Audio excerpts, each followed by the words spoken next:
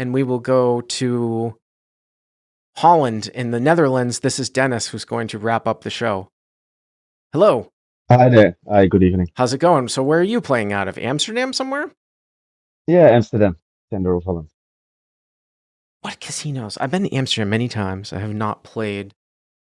Well, the thing is, in the whole of Holland, we only have Holland Casino. It's like government owned, so it's either that or always. How many casinos do you guys have? Well, there are quite a few, like in the main big cities, but there are only like 4 or 5 that offer decent poker games. Like stuff in like Rotterdam and stuff like that? Yeah, so you have Amsterdam, Rotterdam, Utrecht, and then like 1 or 2 in the 2 other outposts of the country. When I was in London for several semesters, we went to Amsterdam quite a bit.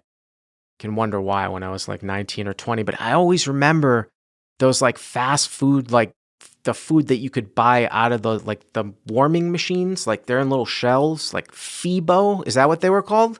Fibo? Yeah, like the snacks on the wall. Yes.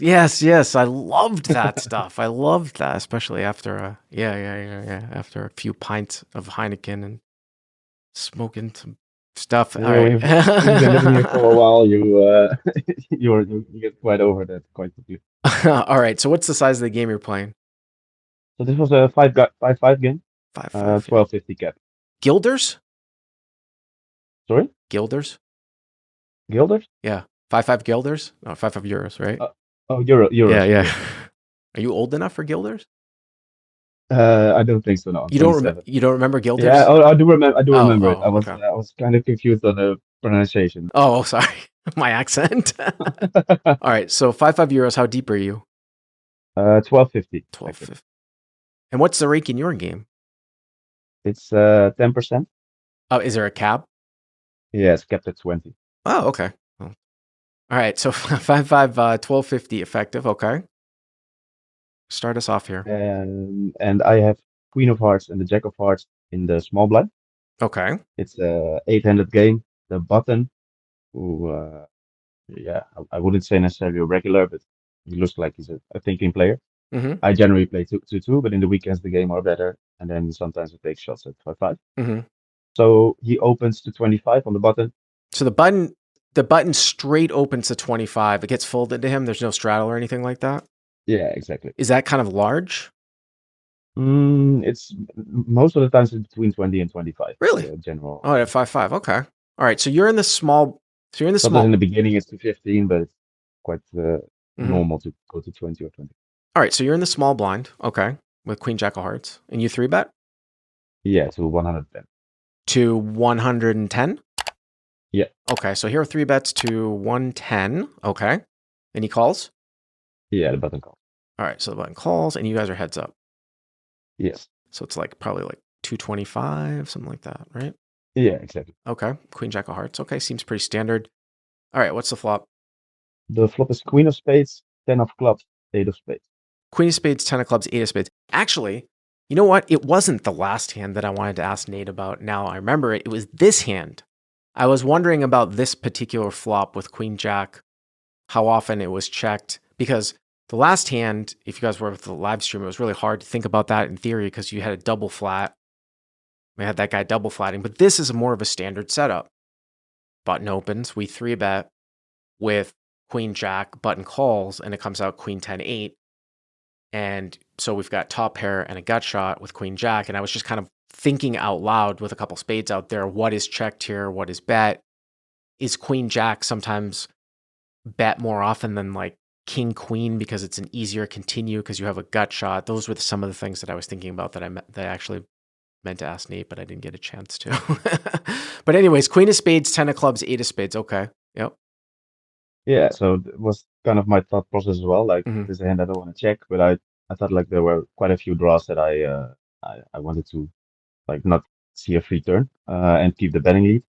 Also, deciding wise, like in a free bet in a single race spot, I think I would normally go a bit larger, but now I decided to go 90 and then we go a bit smaller in 3-bet pots. So I bet 90 and he calls. So here bets 90, which is kind of a little bit in between. Like obviously like one third would be 75. And then large sizing would be Yeah, like 150, 175. I don't know if in a 3-bet pot, so you're in the small blind, you're probably playing 3-bet or fold all the time. It's kind of interesting because like you could be 3-betting like queen 10 suited here. You might 3-bet jack 9. So it's such a wide configuration. It's not like this guy's got like a big nut advantage against you because the configuration's so wide. Whereas like, if you opened in a single, like say you 3-bet like +1, you know what I'm saying? Like against UTG, and then somebody like cold 4-bet you and you defended, like you're not gonna have jack 9 suited. But here it's pretty wide. I mean, he's gonna be defending wide, and he's gonna have more hands probably than you do, but still, it's not like you've got like the top 2% of hands here, especially if you're playing 3-bet or fold from the small blind. All right, so you bet 90 and he calls. Hmm. All right, button Yeah, call. I thought as well ranges were quite Yeah, close. Like we both have very strong hands yeah. and draw as well. And then the turn comes offsuit 5. So it's queen of spades, 10 of clubs, 8 of spades, and then the turn I'm going to put down as the 5 of diamonds. Again, hero with queen of hearts, jack of hearts, and the pot is 405 euros.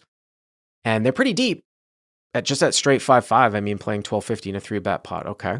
Yeah, so yeah, no new draws coming in, not that the obvious draws coming on. I decided to go quite big. I was thinking about checking as well, but there was merit in keeping the better lead and not giving a free river to a lot of his draws or combo draws. Mm-hmm. And I decided to go on the larger side, and I go 310, and he calls again. So hero bets 310, and the button calls. It's kind of interesting how you could have shaped this particular hand. So I think that now that you've gone this large on the turn, the river's almost always going to be a check. I would assume with queen jack. I don't see how you could possibly think about going for 3. I mean, maybe on an offsuit 9, right? I mean, you make a straight. Obviously, a jack would put a one-liner out there to a 9. If you're taking this type of sizing, I think the river has to be a check, because I could see checking the flop sometimes. I could see checking the turn sometimes. I understand not giving. I mean, I kind of like betting turn for the reasons that you stated, in the sense that he's still going to have a bunch of draws. And to be honest with you, because of the sort of the barreling of like, you're going to barrel ace jack a lot, you're going to barrel ace king a lot.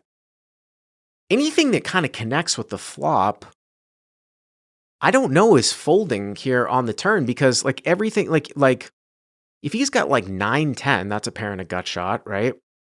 8-9 is a pair and a gut shot. Obviously these are ass end gut shots. And then, I mean, maybe he folds out like some like 10x that doesn't have anything else going on, like king 10, ace 10 or something like that. But I think the point is that because the ranges are so wide, like we talked about, and the board is so draw heavy, I have no issue betting again. I'm just saying that now, once he calls, pretty much I would say the play is probably going to be check the river unless you make an offsuit straight. So 7, it's like what, 1,025 now. He button call, so it's like 1,025, right? Yeah, something Yeah. like that. Okay. And it was exactly like you said. Like I was planning on checking most rivers, Uh, evaluating and seeing what I was gonna plan on doing. Set myself up for a tough spot. Maybe the toughest river, or one of the toughest rivers, was the Jack of Diamonds. Jack of diamonds. Mm-hmm. So you make top 2, but obviously there's a one-liner out there to a 9. And again, I mean, I do think that I think that your opponent is going to have some 9x. It's interesting because you used such large sizing on the turn. I do wonder, like 8-9 suited and 10-9. Did those defend? I think because the ranges are so wide, and I just think you're going to go bet. I mean, remember the turn is like a pure brick here. Even for 3/4, I think that in such a wide configuration that you're still going to get called here, or you're supposed to get called here by 10-9. I don't know about 8-9. The reason why that comes into play is because the more 9x that he has, obviously the worse card this is. Like, I mean, if you are in a situation where all the 9x has to fold out, then it's not as relevant. But I do think that, yeah, I mean, he's going to have some 9x here. Again, remember, it was on the front door spade side. It was queen of spades, 10 of clubs, 8 of spades. hero bet 90 and a 225 call. Turns a 5 of diamonds. Hero goes 310, which is like 3/4. Call. Now the river's the jack of diamonds. Front door spades break out. I assume you check. Yeah, so I check Uh-huh. and the villain jams for like 600 effective. For 600. Yeah, I cover him from the start of the hand, and he had like 600 left, and he jams. Jams for 600. All right, so we know that. So there's no way he's doing this with anything that's worse for value, right? No, I kind of ruled that out. Yeah. And yeah, the main thought process was like, okay, how many 9x does Cool. Can he have ace king? Or do you think that that's always 4-bet he pre? can sometimes, but I think like let's say 80% of the time he's gonna 4-bet that pre in those positions. Right. I mean, So I kind of ruled that out. yeah, I mean, yeah, button versus small blind, you would think, right, that ace king and king 9 is another one, like king 9 suited, something like that. Yeah, so I mainly had like the 9x of spades, like king 9 of spades, ace 9 of spades, and then of course 8 9 or 8 9 of spades is not possible. But then I was thinking that because of the big sizing, he would fold most of his like 8 9 and like also some of his 10 9 Well, 10 that's x. what it comes down. I mean, that's what it really comes down to on the turn is does he fold out 10 9 and 8 9 because of your big sizing here on the turn? The other issue though that I have is that now he might want to start turning some hands into bluffs. Like for example, if he had like king 10 or ace 10 or something like that that called the turn, right? Would he that probably would want to bluff 10x. King 10 and ace 10, I would think I would want to bluff those hands here.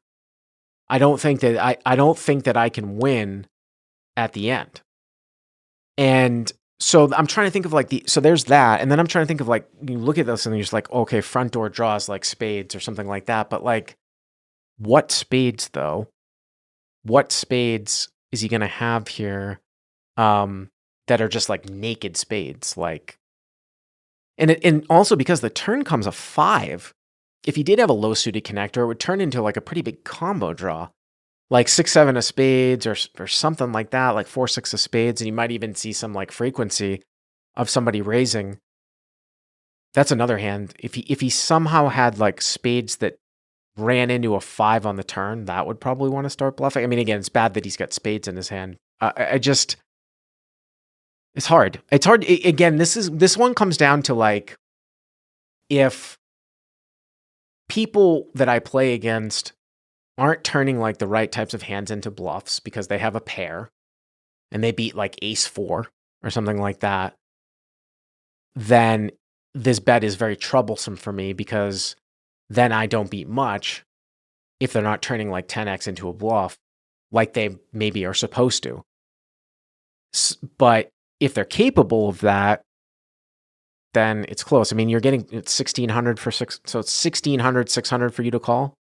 Yeah, exactly. And then one of the things was he was visibly a little bit on tilt. He lost like a few big pots where he had like bigger and better hands, and he snapped jammed the river. Like I check and didn't waste like 2 seconds before jamming on it.